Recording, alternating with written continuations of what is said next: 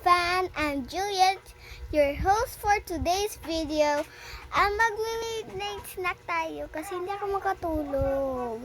At ngayon po yung pasok namin. Taga-12 dahil mainit dito sa Pilipinas. Sino yung mga nakakapunta na sa Pilipinas? Galing sa ibang bansa. Masaya siya dito. May buraking tawag dito. Mag-midnight snack tayo.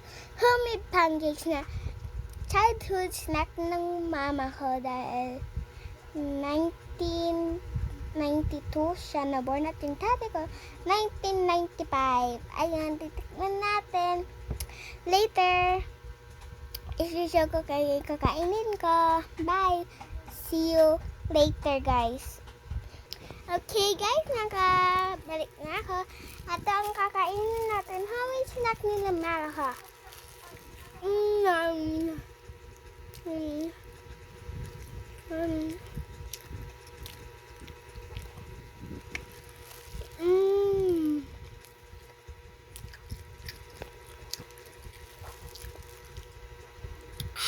Yummy.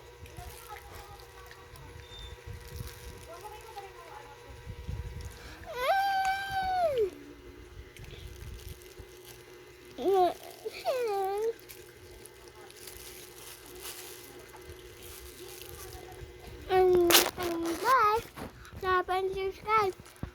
Aabutin namin 10K or 1 million of end of the year. Kung subscribe na kayo, smash that subscribe button. Bye!